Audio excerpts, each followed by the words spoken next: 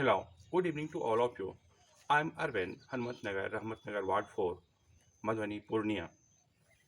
Today I'm going to start your Vistas, and before this, as I bring every day something new for all of you. As you know, your examination is approaching, and there are three methods of learning. First is when a child learns something, it is called primary level or thoughtless level. At that stage, a boy, a learner, can't understand anything properly. He learns, and that is why it is called thoughtless level or primary level. As the boy grow up, it turned into understanding level.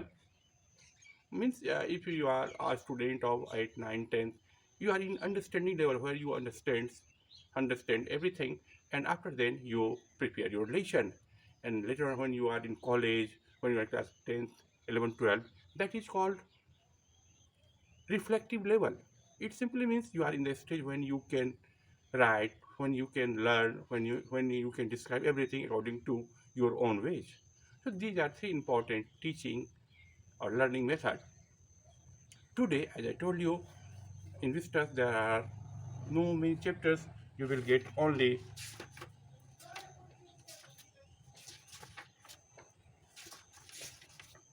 six chapters. And as I felt, this is the most difficult lesson in Vistas. Okay, so I'm telling you the whole story of this first lesson. And before reading this story, you should know the background of the story. In this story, there are three main characters. Okay, one is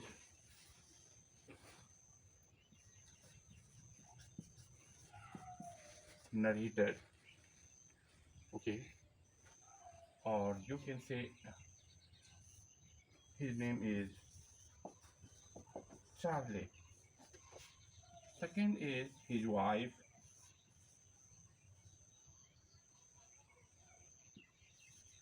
Loisha, and third one is Sam. Sam is the friend of Charlie, or you can say he is a psychiatrist, he is a doctor, and he is also the friend of Charlie. Okay, what happens? Let us know. In the beginning of the story, the narrator says, as you know, you should know that Grand Station is the world's largest station, and there are only two levels. Two levels, okay? But other persons also agree. But according to according to Charlie, there are three levels. It is a matter of surprise for everyone. He says that platform is of three levels, okay? and and he wants to prove it. Okay, so just I'm coming to the point. So even everyone can realize how is it. So just listen to me. uh, Today I'm very happy because today I'm in my home, and here I have decided to teach you. And before teaching you, I would like to tell you I will teach you writing section also, where you will get notice, invitation, letters, formal letters. Okay, so wanted you will I will teach. I will at least I will give you the format of every writing section. Okay, so let us start the lesson. The president of the New York Railway, New York Central Station, the New York, the Haven, and Hartford railroads will swear on a stack of timeless that they are all there are only two. Now he is the narrator is telling the president of New York Central, one, the New York 2, New Haven 3, Harvard Ford railway roads. All of them will certainly say that there are only two levels in Grand Central Station. But opposite of this, Charlie believes that there are three levels. Okay, so for that's why he wanted to consult his friend Sam, the psychiatrist, and he also wanted to tell everything to his friend Sam. Is this psycho problem? So yes, I have taken the obvious step. I talked to a psychiatrist friend of mine, among others, I told him about the third level at Grand Central Station, and he said it was a waking dream with fulfillment. Now listen to me. So Charlie decided to consult his friend Sam, who was a psychiatrist, and he talked to him with other friends also. Charlie told to his friend Sam that there are three levels. But even Charlie's friend, even the psychiatrist Sam, do not believe in it. Okay? So simply his doctor, his psychiatrist, his friend said it was a waking dream with fulfillment. Means it is like a dream. It is like a daydream. It is far from reality. Okay? Why? Why does it happen to Charlie? There is only reason. According to psychiatrist, Charlie was unhappy. Okay, and he wanted to escape from this real world. Okay, the, the doctor said I was unhappy. That made my wife kind of mad, but he explained that he meant the modern world is full of insecurity, fear, war, worry, and all the rest of it, and that I just want to escape. Well, who doesn't? Everybody I know wants to escape, but they don't wander down into any third level at the Grand Central Station. After then, after listening this, his wife, what is his wife's name? Russia. She was unhappy. She became unhappy, and she she also agrees that modern life it is full of insecurity, fear, war, worry. Okay, that is the basic reason Charlie wants to escape from this real world. Well, who doesn't? Everybody wants to escape this real world. Okay, so but why did only Charlie see Grand Central Station? Okay, the reason. What is the reason? But that is the reason he said, and my friends all agreed. Okay, so all his friends agreed with the opinion of same the doctor. Okay, then after then his friend said, "You are very happy when you collect stamp ticket." Okay, and at that time, in collecting stamp time, Charlie Charlie feels very happy, or he lost everything.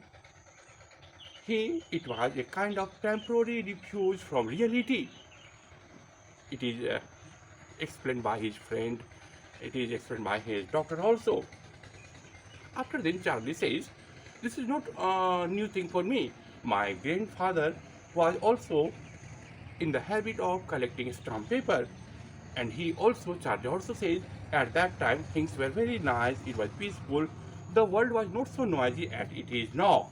Okay, from all I hear, he started my collection, and he got this collection habit from his grandfather. Okay, so it's a nice collection, two blocks of four, practically every US to first day covers and so on. President Roosevelt collected stamps too, you know.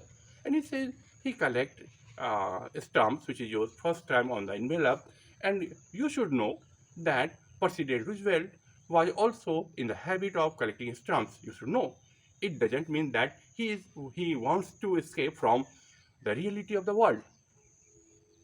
Okay. Anyway, here is what happened at Grand Central.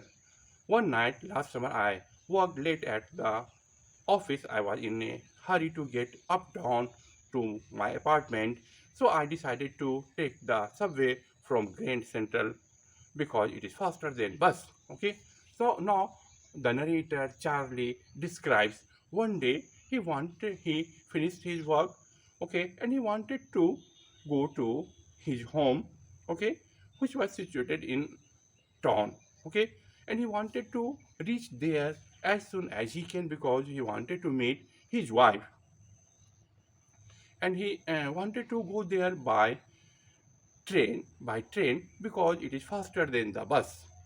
Okay, no, I don't know why this should have happened to me.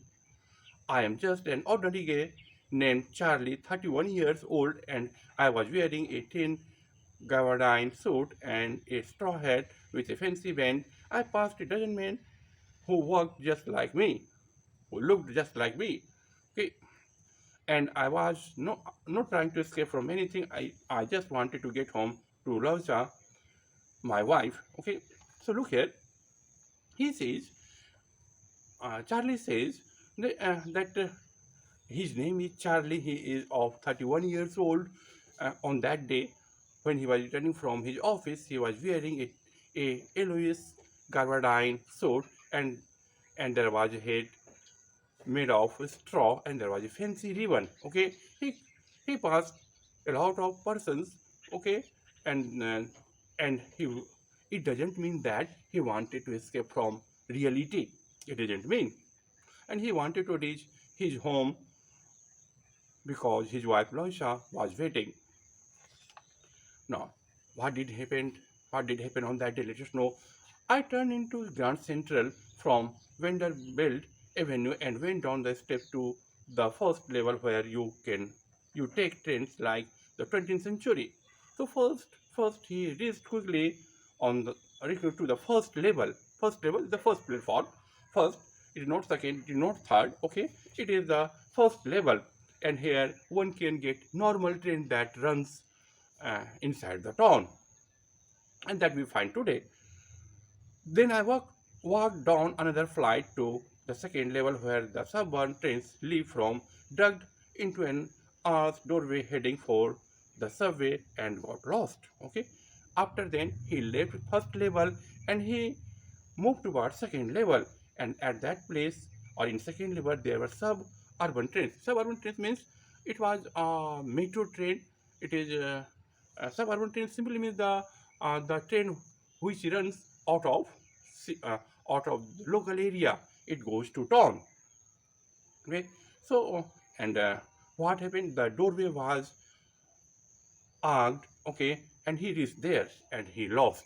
He lost. Charlie describes. He lost. That is easy to do. I have been in and out of Grand Central hundred of times, but I am always bumping into new doors, new doorways, and stairs and corridors. Once I got into a tunnel about a mile long and came out in the lobby of Roosevelt Hotel. Okay. After then, Charlie describes he uh, he he reached there. Okay, and whenever he reached there, he gets gets new thing every time. Or now he is talking about third level. He had reached he had reached third level. Okay, so he crossed every time he saw new things, new doorways, stairs, corridors. Okay, and when he got into the tunnel miles long, he reached Roosevelt Hotel. Okay, sometimes he reached Roosevelt Hotel. Another time he he reached 46th Street, 3 blocks away. So every time he sees different thing there. Okay, so you can say it is a kind of problem, like a problem. Okay, let us know what happens at the end of the story. Sometimes I think Grand Central is growing like a tree, pushing out the new corridors, staircase like roads. Okay, and after then every time he wins hundreds of times. It simply means that every time he gets new thing, and so he says it is just like the root of a tree. As you know, roots in underground the tree under the level of surface of the earth, it spreads everywhere. Okay, so it is just like a root.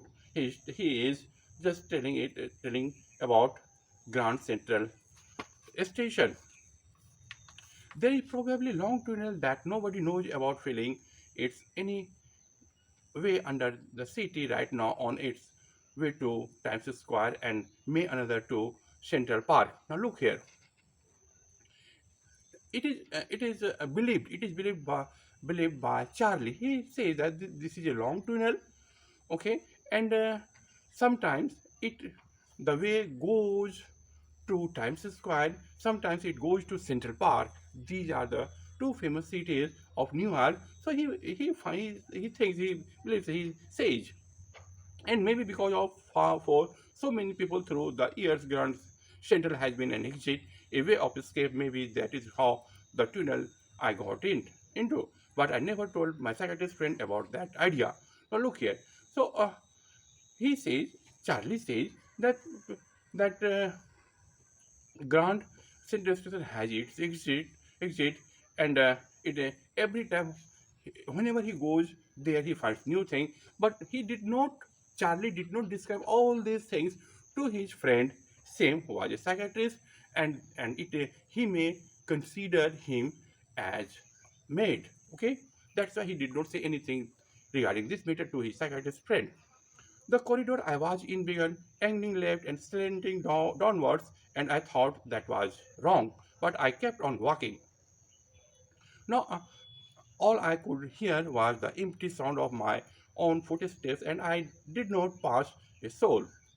So he reached there, and now it turned left turn, and there was slope of downwards. Okay, and Charlie thought he had reached in a wrong way, but he kept on walking.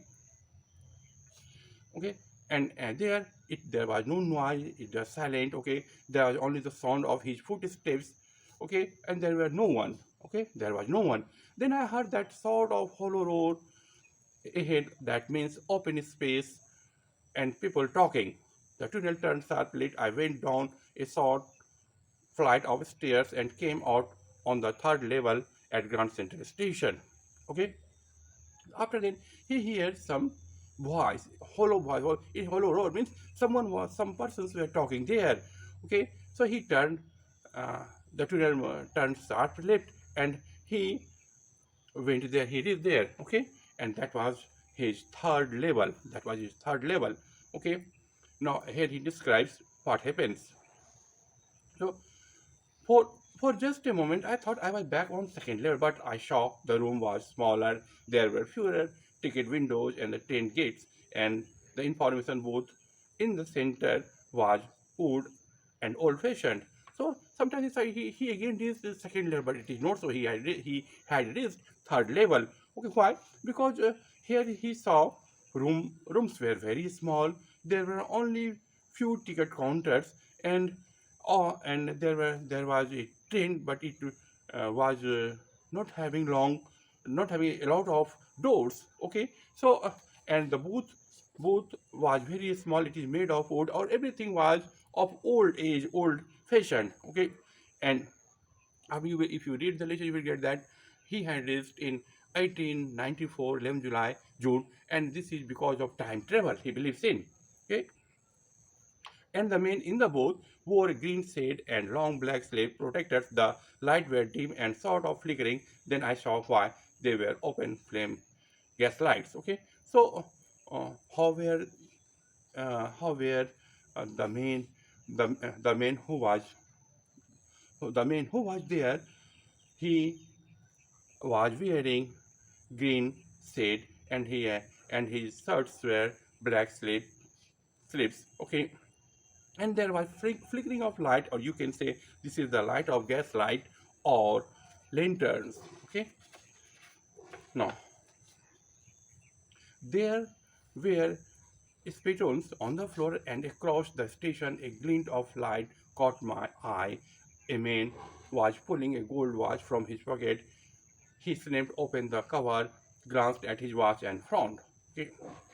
He wore a derby hat, a black four-bottom suit, and tiny lapels, and he had he had a big black handlebar mustache. Okay, so look here. From here you will get the question. So look here, there were some vessels for spiting into. Okay, on the floor, and there was and he saw in the light he saw the there was a man who was opening and closing his gold watch. Okay, and and he saw his watch and frowned. Okay, he was wearing derby hat and black four-bottom suit with tiny labels. Oh, he was having a good dress. Okay, he had big mustache. And how was it? It is just like the old cycle, you can say it.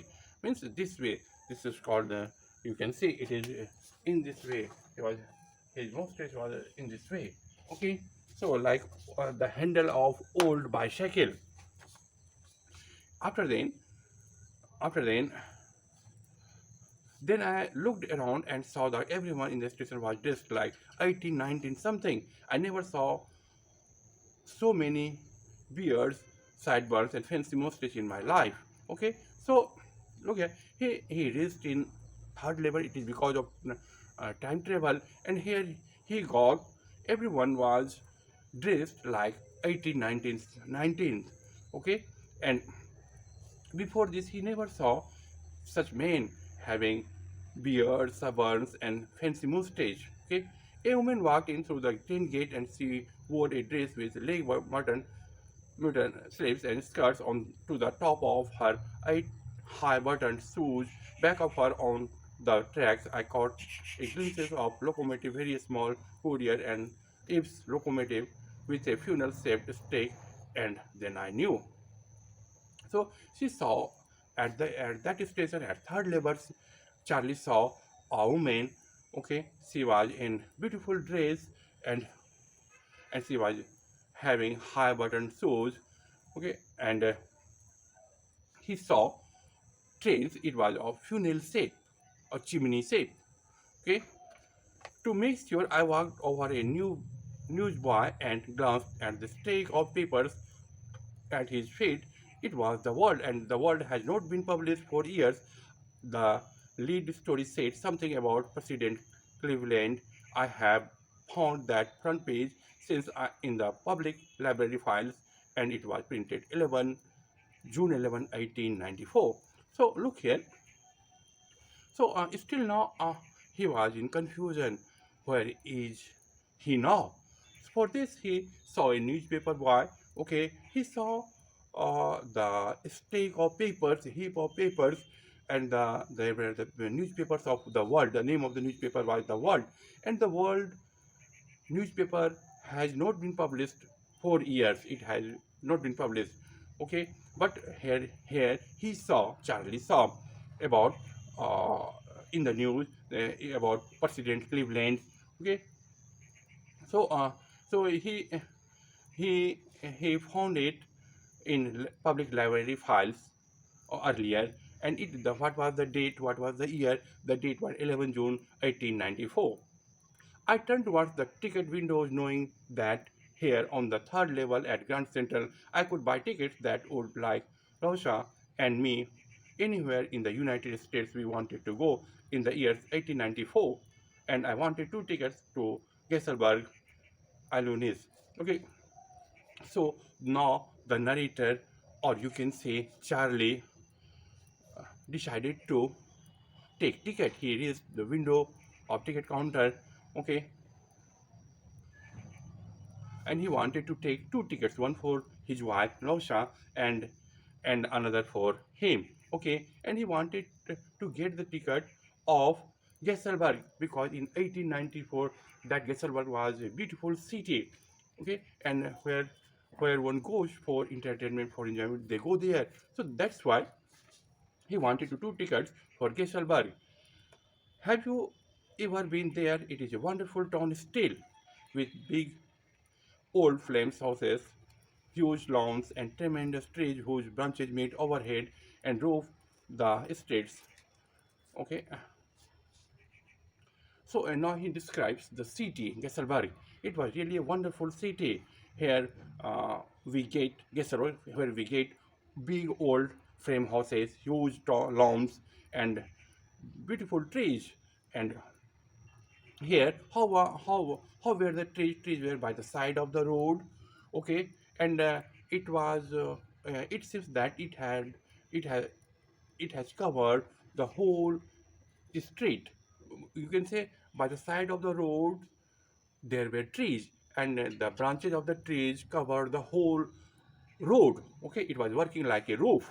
Okay, so and in 1894, summer evenings were twice as long, and people sat out on their lawns and the men smoking cigars and talking quietly, the women waving palm leaf fans with fireflies all around in a peaceful world.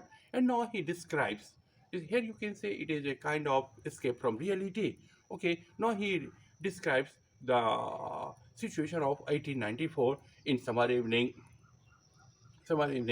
people sit on their lawns, okay, and people use cigar, okay, they talk quietly, and women were having palm leaves on their hands, and they were waving, okay, and there were fireflies around them, okay, and it was really a peaceful world, okay. So everybody wants peace. So he remembers those days. He thinks about that time to be back there with the First World War is still 20 years off and World War second over 40 years in the future. I wanted two tickets for that.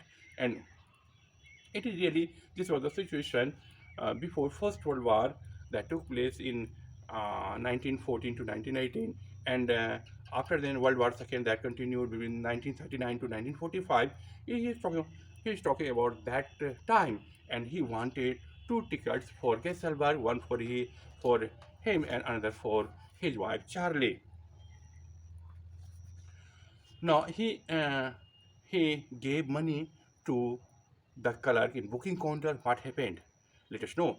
The clerk figured the fare. He glanced at my fancy headband, but he figured the fare, and I had enough for two coach tickets one way. But when I counted out the money and looked up, the clerk was staring at me. He nodded at the bills. That aren't master, he said. And if you are trying to skin me, you won't get very far. And I glanced at the cash drawer beside him. Okay, so he gave money. That money was, or that currency was of now these days. Okay, but at that time in 1894, the currency was different. So when the clerk in the booking counter figured the fare, he became angry, and he after then, he the clerk started to staring at Charlie. Okay, he noted the bills. Okay, so he said, the clerk said, "You can't cheat me."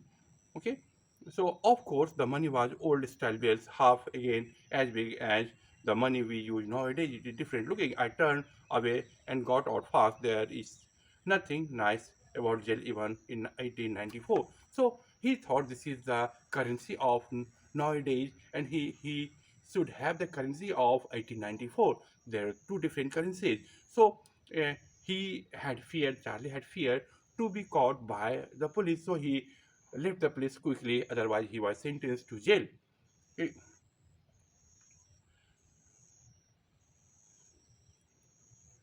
Okay, okay, so tomorrow I will complete the lesson, and I will give you some important questions. Also, this is, as I told you earlier, this is the first lesson of Vistas, and it is the most difficult lesson of this book. If you understand everything, you can easily write the answer of the question. Okay, so secondly, get prepared for your examination, and I have no new equipments. However, I am continuing with you, and I will do it. And thank you to all of you.